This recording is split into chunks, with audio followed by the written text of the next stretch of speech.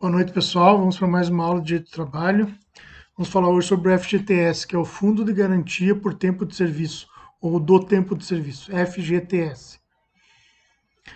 O que é o FGTS, Fundo de Garantia por Tempo de Serviço? Esse Fundo de Garantia por Tempo de Serviço ele foi criado em 1966, através da Lei 5.107, que trouxe essa opção ao trabalhador brasileiro. Opção por quê? Porque ele veio substituir a estabilidade decenal ou absoluta que nós tínhamos até então. Tá? Como é que funcionava a questão da estabilidade que nós tínhamos até então? Acho que eu falei para vocês na última aula. O empregado que contava com mais de 10 anos, ou 10 anos ou mais na mesma empresa, ele adquiria estabilidade decenal, estabilidade dos 10 anos. Ele não poderia ser demitido a não ser que tivesse cometido alguma justa causa, e aí ele tinha que ser submetido a inquérito por apuração de falta grave, e aí ele tinha que ser demitido se houvesse uma falta grave. Tá? E caso ele não fosse cometedor de uma falta grave, ele tinha que ser indenizado em dobro, tá? Conforme estava lá no artigo 477 da CLT. Entre 66 e 88, existiram os dois regimes, o regime da FGTS, da opção pela FGTS, e o regime da estabilidade decenal. O empregado ele tinha que fazer uma opção ao ser contratado.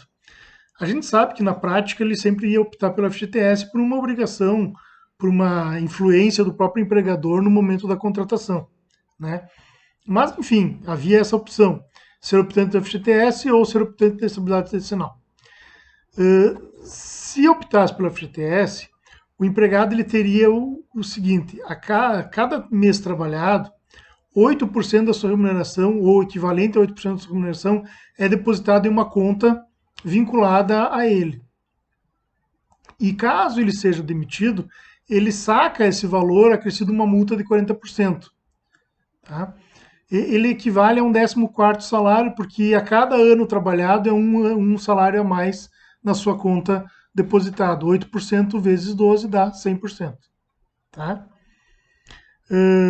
A partir de 88 se estabeleceu então o regime único do FGTS. Tá? E daí nós temos lá no artigo 7º da CLT não, da Constituição Federal, vamos pegar aqui. São direitos dos trabalhadores urbanos e rurais, além de outros que visem a melhoria de sua condição social. Inciso 3º, Fundo de Garantia do Tempo de Serviço. E lá no inciso 30 e 34, nós temos o seguinte: igualdade de direitos entre o trabalhador com vínculo empregatício permanente e o trabalhador avulso. Então, a partir de 88, o FGTS passou a ser o regime obrigatório para todos os empregados urbanos e rurais, bem como para os avulsos. Tá?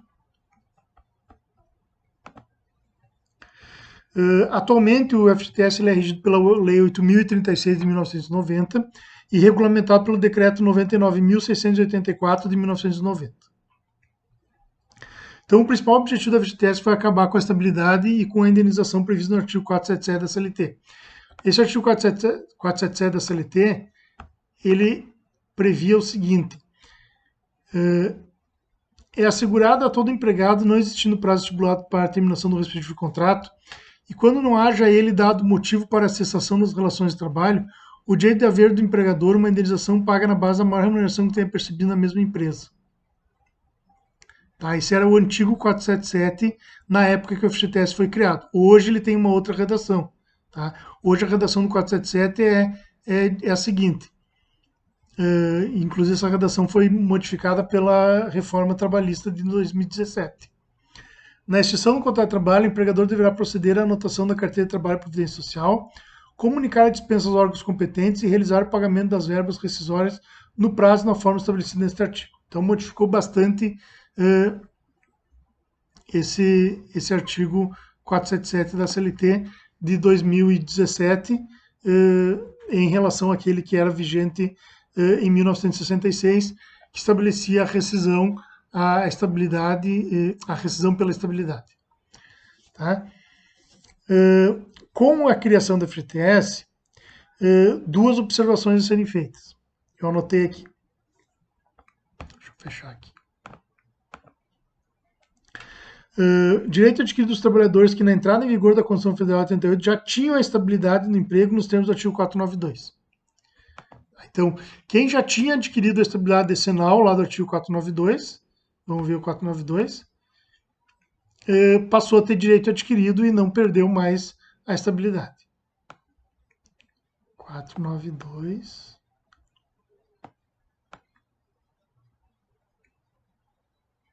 Aqui.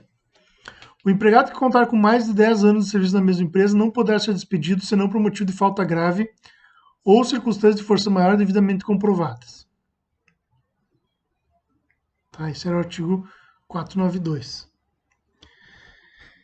E também ficou assegurado o direito adquirido à indenização previsto no artigo 477, 486 e 497 aos empregados que, embora não estáveis antes da promulgação da Constituição Federal de 88, não tivessem feito opção pelo regime da FGTS referente àquele período. Então, quem já tinha postulado ou quem já tinha escolhido pela estabilidade decenal, com a Constituição Federal de 88 passou a ter direito adquirido e não perdeu a estabilidade.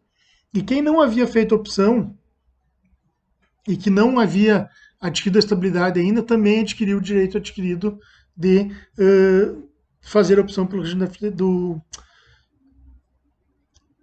Melhor dizendo, também ficou assegurado o direito adquirido à indenização previsto no artigo 477, 486 e 497 aos empregados que, embora não estáveis antes da promulgação da Constituição Federal de 88, não tivessem feito a opção pelo regime da FGTS referente àquele período. Então, se não tivesse feito a opção pelo regime da FGTS, mesmo assim tinha direito adquirido à estabilidade decenal. Tá? Esses recursos do Fundo de Garantia, da onde que vêm os recursos? 8% da remuneração do trabalhador todo mês. Tá? Então, é proveniente dos saldos depositados pelos empregadores nas contas vinculadas dos trabalhadores, que é 8% sobre a remuneração mensal do empregado. E as parcelas que sofrem incidência da FGTS são as parcelas ditas como remuneratórias. Tá? E aí eu anotei aqui as parcelas que são remuneratórias e que, portanto, incidem em FGTS. O salário base, o salário in natura. Então, o salário base é aquele salário, o salário piso salarial, né? O mínimo salarial, a base do salário. O salário in natura, que é aquele que é pago em utilidades.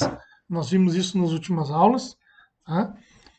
Então, se além do salário pago em dinheiro, o empregador também fornecer casa, carro, por exemplo, para o empregado, esse valor equivalente à casa e ao carro, se for salário in natura, e nós vimos que há diferença de salário in natura para o trabalho e pelo trabalho, enfim, relembrando as aulas anteriores, se o salário for in natura, esse valor correspondente ao salário in natura, ele será equiparado a salário, a remuneração, e, portanto, terá incidência do FGTS. Terceiro, os adicionais pagos aos trabalhadores, dentre eles, adicional de insalubridade, adicional de periculosidade, adicional noturno, adicional de tempo de serviço, adicional de transferência, são adicionais que incidem, sobre os quais incide o FGTS. Salário família, no que exceder o valor legal obrigatório, também incide o FGTS. O abono de férias, no valor que exceder a 20 dias do salário, concedido em virtude da cláusula contratual, regulamento da empresa ou convenção ou acordo coletivo. Então, abono de férias, no valor que exceder a 20 dias do salário, também incide FGTS. As comissões e percentagens, então, aquele empregado que, além de receber o salário, recebe comissões ou percentagens sobre o seu trabalho, ele também vai ter sobre essas comissões o FGTS. Então, aquele empregado que ganha um salário mínimo, por exemplo, R$ 1.045, se eu não me engano, é o mínimo hoje. Tá? Ele ganha o salário mínimo e ganha lá uma porcentagem de 2, 3, 5, 10% sobre as vendas que ele realizar, por exemplo, se for um vendedor. Né? O FGTS vai incidir sobre o total da remuneração, que é o salário fixo, mínimo, mais as comissões. Então, se ele receber no mês lá R$10 mil de comissão e mais R$1.000 de salário, ele vai receber R$11.045. É sobre os R$11.045 que o FGTS vai estar vinculado. As gratificações também são parcelas nas quais o FGTS incide. Gratificação do terço condicional de férias, a gratificação de produtividade, a gratificação pelo balanço, pela função ou cargo de confiança. Tá? Também são valores remuneratórios e que incidem no FGTS. O 13º salário também tem incidência do FGTS, tá? Então, todas as remunerações, inclusive o 13º salário, vão ter incidência de FGTS. As gorjetas, os prêmios, o repouso semanal remunerado em feriados também, né? Então, é remuneração e, portanto, tem incidência do FGTS. As retiradas de diretores não empregados quando haja deliberação da empresa garantindo-lhes os direitos decorrentes do contrato de trabalho. E o aviso prévio. Tá? O aviso prévio também é parcela remuneratória, no aviso prévio também tem incidência de FGTS. E as parcelas que não sofrem incidência do FGTS, que são as parcelas chamadas de indenizatórias, são as seguintes. O Vale Transporte.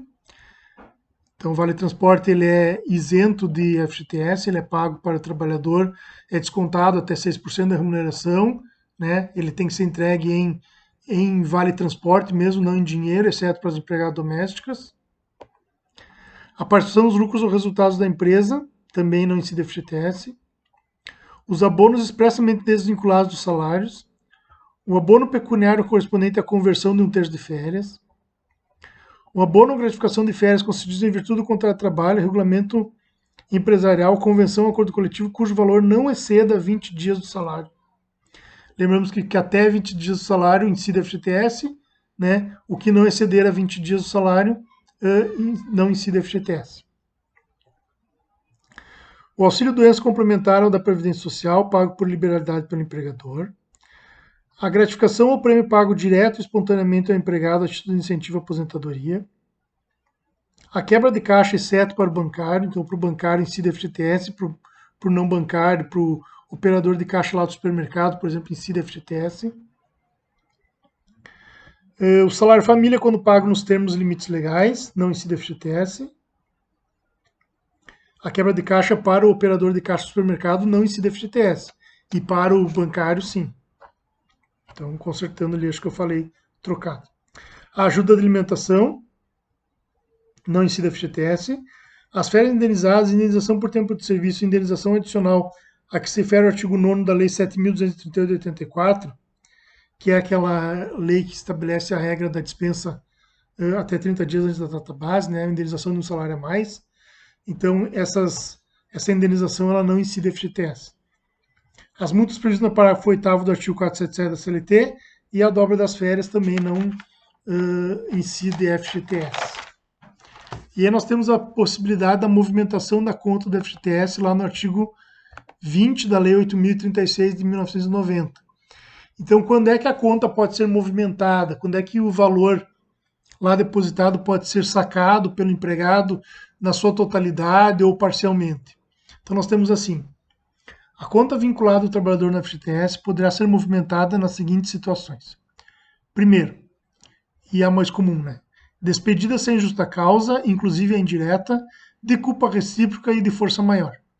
Então, havendo a despedida do empregado, inclusive se for uma despedida indireta, ou por culpa recíproca ou por força maior, então a despedida em regra, né, o término do contrato de trabalho em regra, ele dá direito ao empregado de sacar os valores depositados a título da FGTS.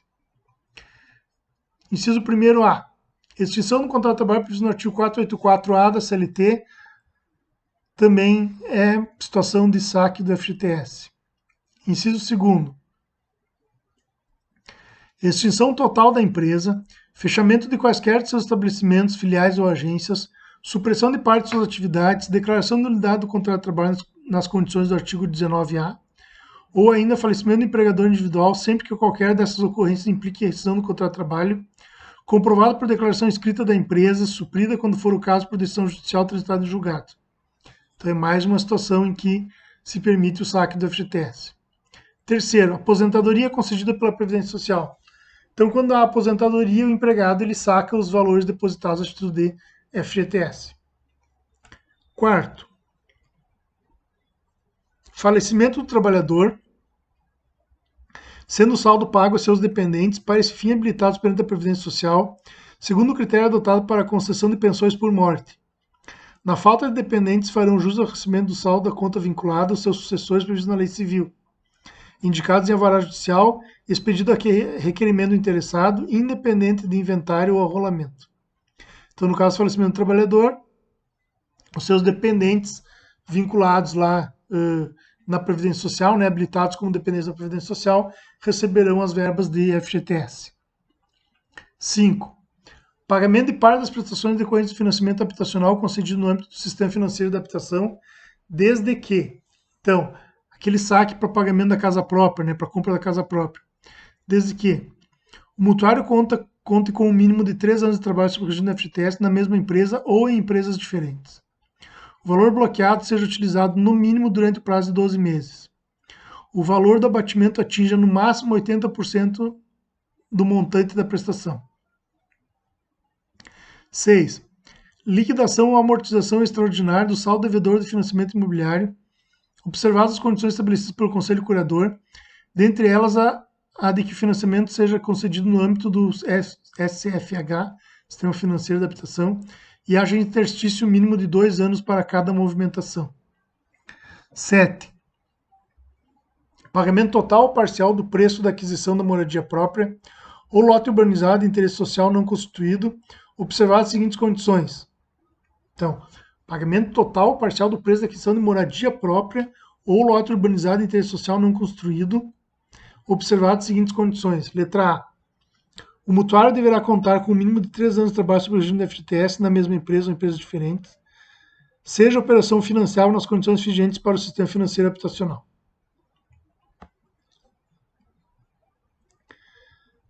8. Quando o trabalhador permanecer 3 anos ininterruptos fora do regime da FGTS, então, teve uma demissão ou teve uma rescisão do contrato de trabalho por justa causa, por exemplo, que é uma situação em que não há saque do FGTS, tá? E não conseguiu outro emprego, não foi trabalhar com carteira assinada, não teve vínculo empregatício por 3 anos, tá? Ficou fora do regime da FGTS por 3 anos, ele pode sacar o FGTS. 9. Extinção normal do contrato a termo, inclusive dos trabalhadores temporários regidos pela Lei 6.019 de 74. Então, quando o contrato for a termo, né, contrato por prazo determinado, extinguiu, é feito o saque do FGTS. 10. Suspensão total do trabalho avulso por período igual ou superior a 90 dias, comprovados por declaração do sindicato representativo da categoria profissional. 11. Quando o trabalhador ou qualquer de seus dependentes for acometido de neoplasia maligna, então é uma doença grave, né? Que nesse caso, neoplasia maligna, se eu não me engano, tem a ver com câncer, e aí pode o empregado sacar o FGTS. 12. Aplicação em cotas de fundos mútuos de privatização regidos pela Lei 6385 de 76, permitida a utilização máxima de 50% do saldo existente e disponível em sua conta, vinculado ao fundo de garantia na data em que exercer a opção.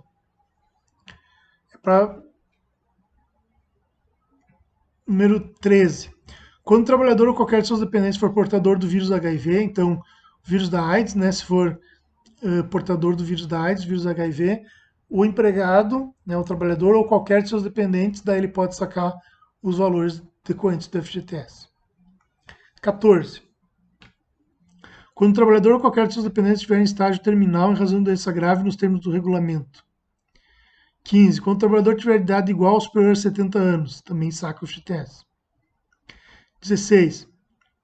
Necessidade pessoal cuja urgência e gravidade decorra de desastre natural, conforme disposto em regulamento, observadas as seguintes condições.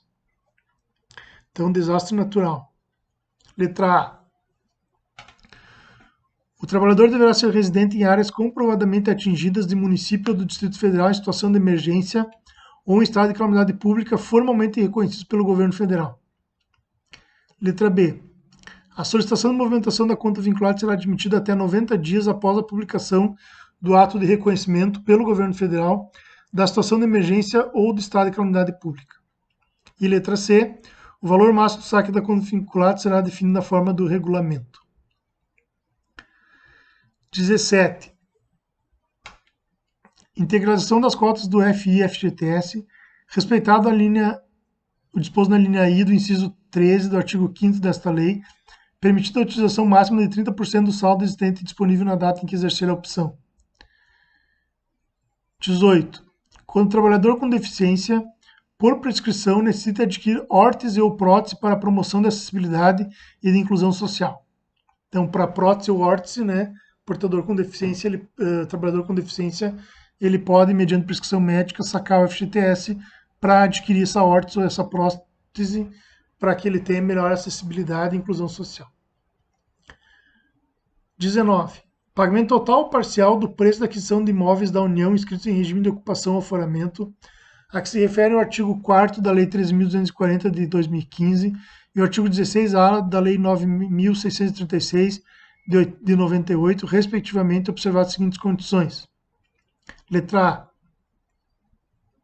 O mutuário deverá contar com o mínimo de 3 anos de trabalho sob o regime da FGTS na mesma empresa ou em empresas diferentes. Letra B. Seja a operação financiável nas condições vigentes para o Sistema Financeiro de Habitação, SFH, ou ainda por intermédio de parcelamento efetuado pela Secretaria do Patrimônio da União, mediante a contratação da Caixa Econômica Federal como agente financeiro nos contratos de parcelamento. E letra C, sejam observadas as demais regras e condições estabelecidas para o uso do FGTS. Inciso 20.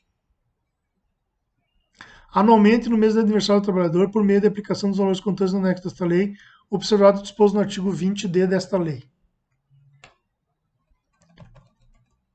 Então, essas são as possibilidades de movimentação da conta vinculada do FGTS, artigo 20 da Lei 8.036 de 1990. Então, gente, basicamente, para repetir a questão do FGTS, ele veio substituir a estabilidade decenal. Tá? O que era a estabilidade decenal? O empregado que, com 10 anos ou mais de serviço da mesma empresa, ele adquiria o direito à estabilidade e não podia ser demitido a não ser por justa causa comprovada. De 66 para cá, quando se criou o FGTS, os empregados puderam fazer a opção entre o FGTS e a estabilidade decenal.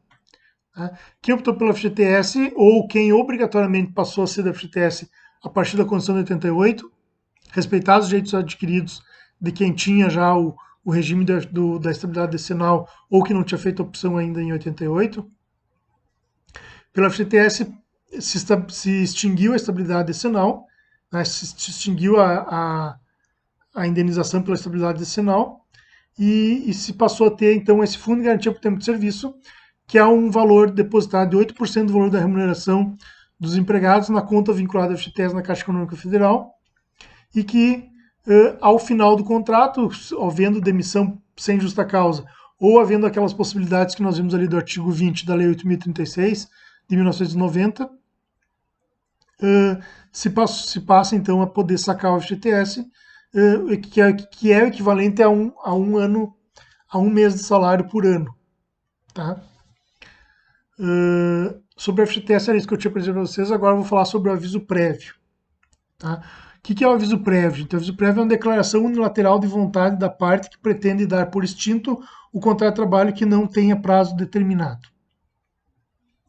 Então, a partir do momento em que eu, como empregado, ou eu, como empregador dos meus empregados, meus funcionários, não quiser mais manter aquele contrato por prazo, que é por prazo indeterminado, vigente, eu tenho que conceder o chamado aviso prévio, tá? Que é de no mínimo 30 dias. É obrigatório para a parte, empregado e empregador, que deseje tomar a iniciativa de extinguir o contrato de trabalho por tempo indeterminado. E as regras do aviso prévio estão lá no artigo 487 ao 491 da CLT. Quando há trabalho durante o prazo respectivo, ele possui natureza salarial. Inexistindo trabalho durante o aviso prévio, ele possui natureza indenizatória. Então, nós vamos ter o aviso prévio trabalhado, que é de natureza salarial, se ele for cumprido pelo empregado, ou nós vamos ter o aviso prévio indenizado, que é aquele que é, como a gente costuma dizer, cumprido em casa, né? Não é trabalhado. Aí ele tem natureza indenizatória. E sendo indenizado ou não, ele projeta a duração do contrato de trabalho pelo mês seguinte, pelo mês do aviso prévio. Tá? Então, eu anotei aqui, indenizado ou não, o aviso prévio projeta a extinção do contrato de emprego para o término deste, devendo tal fato, inclusive, ser anotado na carteira de trabalho do empregado. Tá? Então, foi demitido hoje, o contrato de trabalho hoje é dia 19 de maio, recebeu o aviso prévio hoje, por 30 dias ele vai cumprir o aviso prévio, seja indenizado em casa ou trabalhando na empresa, então seja salarial ou seja indenizatório. O que importa é que o último dia de trabalho considerado para fins de tempo de serviço, de todas as outras, para fins de pagamento do 13º, de férias, enfim, é considerado o dia 19 de junho, porque é 30 dias que se prorroga pelo aviso prévio, o contrato de trabalho. Então, como eu falei antes para vocês, ele é de no mínimo 30 dias e ele é proporcional ao tempo de serviço. Isso está lá na Lei 12.506 de 2011, essa proporcionalidade. Vamos ver aqui na CLT, o artigo 487 da CLT diz o seguinte, 487 a 491. Não havendo prazo estipulado, isso é o 487, não havendo prazo estipulado, a parte que, sem justo motivo, quiser rescindir o contrato, deverá avisar a outra de sua resolução com antecedência mínima de... o inciso primeiro ele não foi excepcionado pela Constituição Federal, então o que nos importa é o inciso segundo, 30 dias aos que perceberem por quinzena ou mês ou que tenham mais de 12 anos de serviço na mesma empresa. Parágrafo 1º. A falta do aviso prévio por parte do empregador dá ao empregado direito aos salários correspondentes ao aviso prévio, garantida sempre a integração desse período no seu tempo de serviço. Parágrafo 2º. A falta de aviso prévio por parte do empregado dá ao empregador o direito de descontar os salários correspondentes ao prazo respectivo. Parágrafo 3º. Em se tratando de salário pago na base de tarefa, o cálculo para efeitos dos parágrafos anteriores será feito de acordo com a média dos últimos 12 meses de serviço. Parágrafo 4º. É devido aviso prévio na despedida indireta. Parágrafo 5º. O valor das horas extraordinárias habituais integra o aviso prévio indenizado. Parágrafo 6º.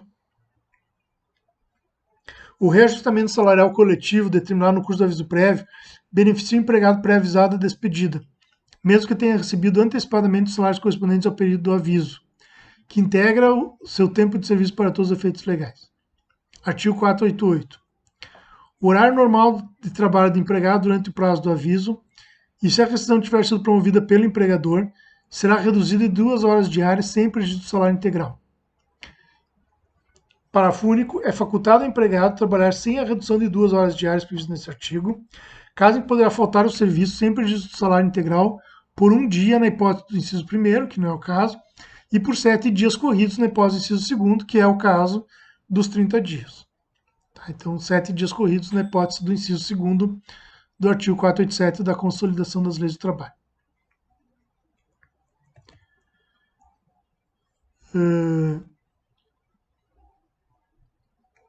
Vamos continuar aqui.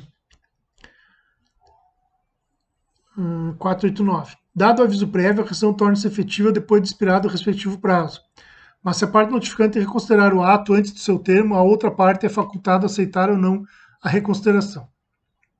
Parágrafo único. Caso seja aceita a reconsideração ou continuando a pressão depois de expirado o prazo, o contrato continuará a vigorar como se o aviso prévio não tivesse sido dado. 490. O empregador que durante o aviso prévio dado ao empregado praticar ato que justifique a rescisão imediata do contrato, sujeite-se ao pagamento da remuneração correspondente ao prazo do referido aviso, sem prejuízo da indenização que for devida. E 491, o empregado que durante o prazo do aviso prévio cometer qualquer das faltas consideradas pela lei como justas para rescisão, perde o direito ao restante do respectivo prazo. Tá? E aí vamos ver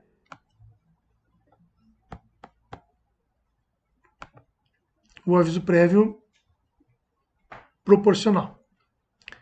Diz o seguinte, a Lei 12.506 de 2011. Artigo 1º. O aviso prévio de que trata o capítulo 6, título 4 da Consolidação das Leis do Trabalho, CLT, aprovado pelo decreto, será concedido na proporção de 30 dias aos empregados que contem até 1 ano de serviço na mesma empresa. Tá? Então, até 1 ano, até 12 meses, o prazo do aviso prévio é 30 dias.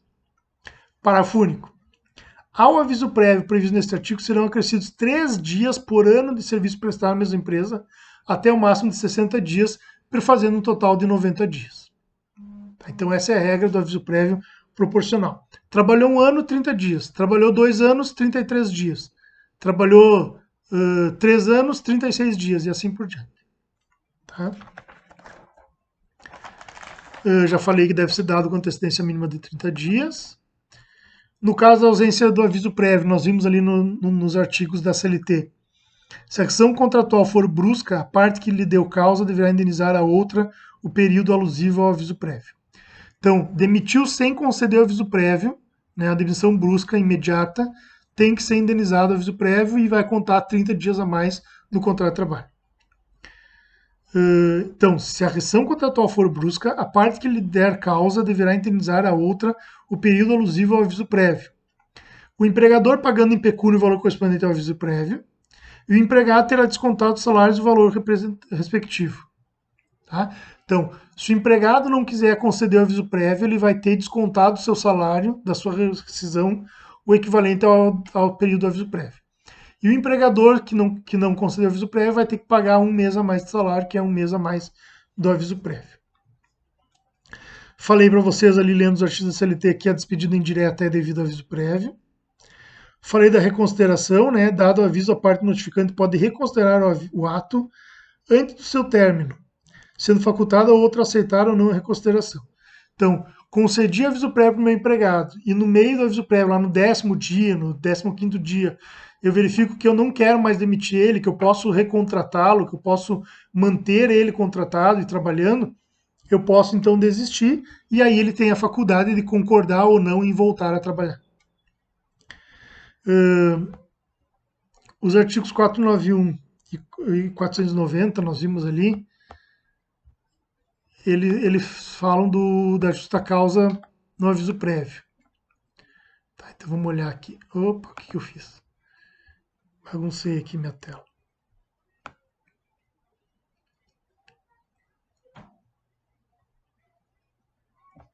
Ah, 490.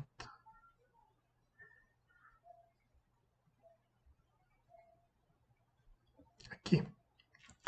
O empregador que, durante o prazo do aviso prévio dado ao empregado, praticar ato que justifique a rescisão imediata do contrato, sujeite-se ao pagamento da remuneração correspondente do prazo do referido aviso, sem prejuízo da indenização que for devida. Tá? E no 491 é o contrário, é o empregado que, durante o prazo do aviso prévio, cometer qualquer das faltas consideradas pela lei como justas para a rescisão, perde o direito ao restante do respectivo aviso. E quanto à redução da jornada, tá? Nós vimos aqui em cima, artigo 488, que o horário normal de trabalho do empregado durante o aviso prévio, ou durante o prazo do aviso, e se a rescisão tiver sido promovida pelo empregador, então só quando o empregador é que mandar o empregado embora, não quando o empregado pedir demissão, será reduzido 2 horas diárias sem prejuízo do salário integral. Para que serve essa redução de 2 horas diárias nos 30 dias? Para que o empregado possa procurar outro emprego e se recolocar no mercado de trabalho. E aí nós temos o parágrafo único que diz o seguinte, que eu posso substituir essa redução de 2 horas diárias por falta ao trabalho nos últimos 7 dias corridos. Olha o que diz o parágrafo único.